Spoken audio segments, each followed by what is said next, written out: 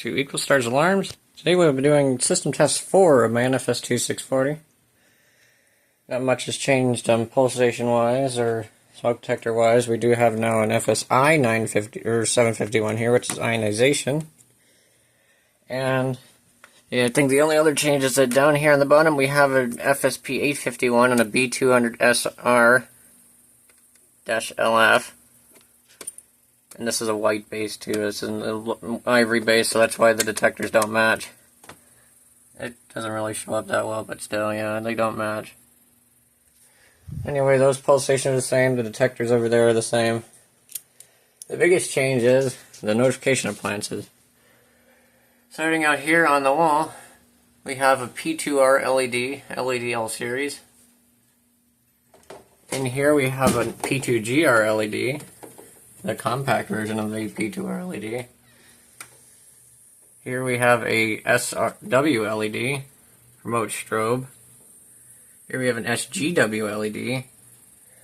Here we have an SW, and the last device out here, and probably the most uncommon device so far, eventually will become more common, is the P2GRK-LED Outdoor LED-L series. That is right, I do own one of these. And yeah, cool device. Many people have them yet. They have a special, unlike those ones, they do still use the same internals, but they have a whole new design on their body. And they have their own mounting bracket with their own special gasket, of course, for being weatherproof. As well as their own little back box. Other than that, yeah. So, for interest of time's sake, we're not going to activate all the pulse or everything today, but we will be activating most of it. And so basically, without further ado, I guess, start out the test. Let's start with this one because I'm holding a Firelight key.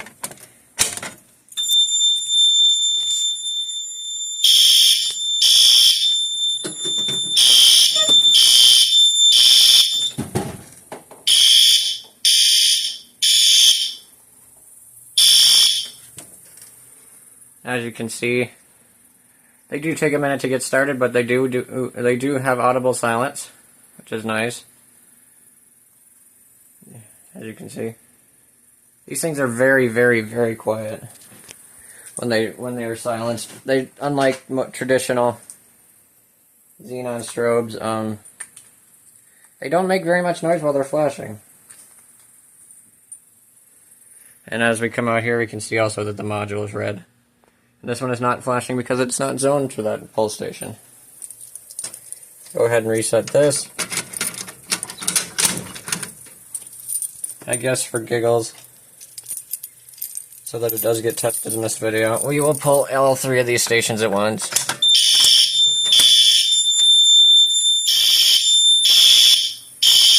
So there we go. Now they're back in alarm. And cover this one. The horn is okay. And these things are very loud. Holy moly, are they loud. And they're definitely as loud as, or if not louder than the Spectral Advanced series. Yep, and there's that one flashing. Anyway, now we can go back and reset this pulse station. This pulse station. And down here, this pulse station. So both of these are in alarm. Now for some of the smokes before we go into the next portion, we will activate this FSP 851.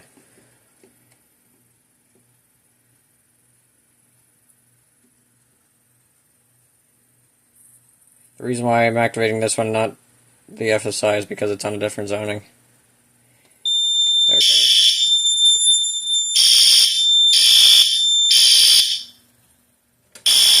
Now we silence it again.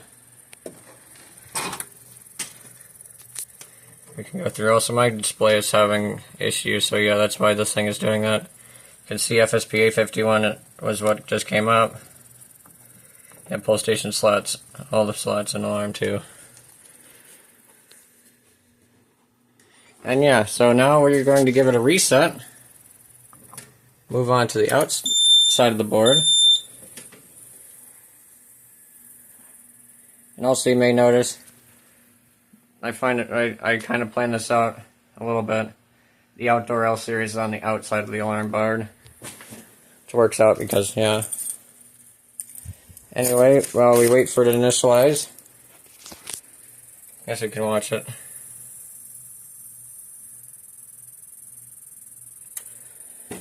So this you can also get an overview. Basically, I have set these two detectors to activate this as well for right now because I was bored of just having only 2 points that actually activated just this. Anyway, system's back normal. So now let's go on to pulling this one. In 3, 2, 1.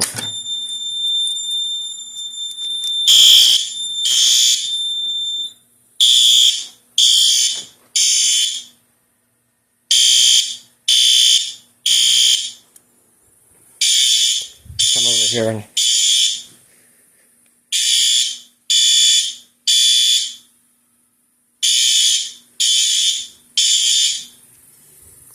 silence it. And yes, these are still very loud. And one of the cool parts about these being LED is that you can actually see the strobe on camera. Most xenon strobes don't show up, unfortunately, but LED ones do, which I find nice. I can now reset that. And for the next device we're going to activate, let's activate this FSI 751. As you can see, it doesn't take nearly as long to go into alarm.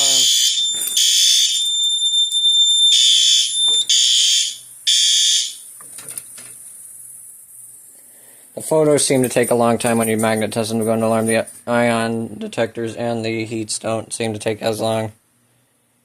I guess that's just the principle that they are. Anyway, you can see it's silenced. I do find on this one you can hear the strobe flash sound a little bit more. They do make some sound, but they are quite quiet. I don't know if that's going to come through at all, but yes, this thing is also set at 95 candela. All of these down here are set to 15. The one up there I believe is set to 110. And yeah, so now we can go ahead and reset it again. And acknowledge that.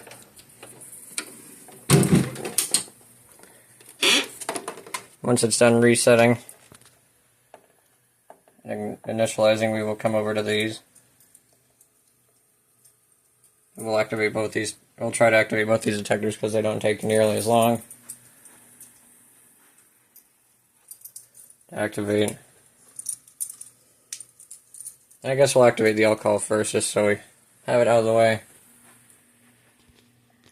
And the way to tell when a notifier panel is done initializing, a lot of times it'll go normal before it's actually done, is that it will pause polling for a second. And since this one's polling so fast, we can actually watch it. There it goes. Now it's done. Basically, if ever you have a notifier panel and you reset it and then it pulls, then you pull it right away and it doesn't go into alarm, that's why, is because it hasn't really fully completed initializing yet. The trouble disappears before the initialization's over with. So now while I fight my keys to find notifier key, there we are. Alright, now we'll do the all call first and then we'll activate these because, yeah, so anyway, here we go in 3, 2, 1, this is going to be really loud.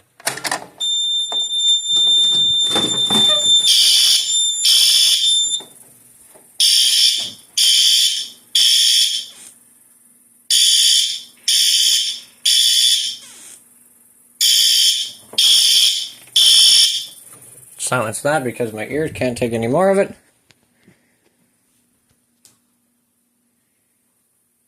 Anyway, you can see they are all in perfect sync.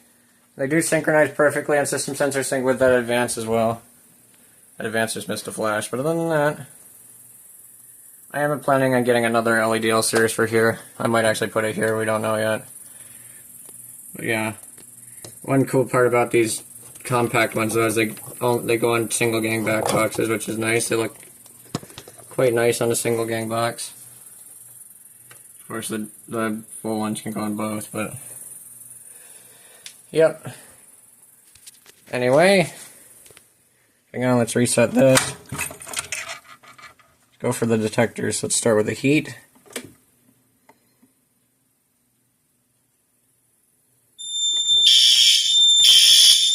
we go.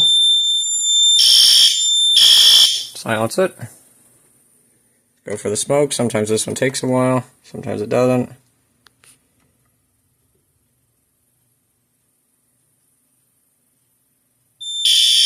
There it goes. Silence it just because it's loud. And I guess for grand finale, because pretty much shown everything I want to show, I guess actually before we do that, let's come over here to my Silent Night key and do this, because might as well, since we're finishing this up. Supervisory. You can see security. All the blue lights now on. I can silence it even though there's nothing hooked up to NAC 3. Anyway, that's that.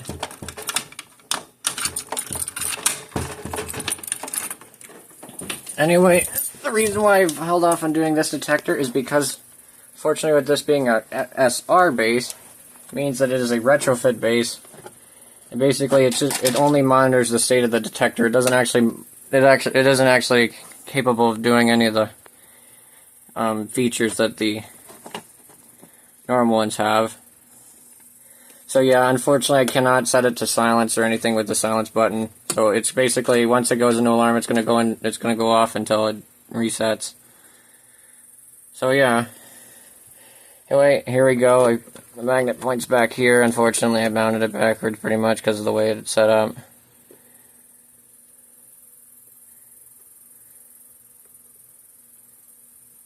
Here it comes.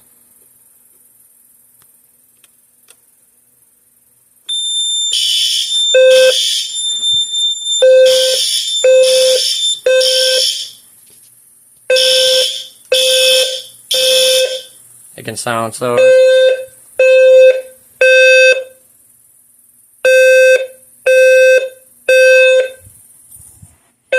I'll make sure all the points are reset.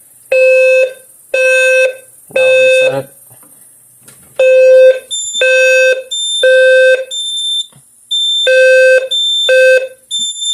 See, once the detector resets, the detector shuts off. And yeah, these are quite loud. I plan to eventually get a B200S or B200S SLF, so I can actually do some of the fancier features with the 640 that they can do with it, including having it change the coding of it. And yeah, so that's going to be pretty much it. I'd like to thank you all for watching. Please remember to like and subscribe, and I'll shut the door real quick. And I will see you all in the next video.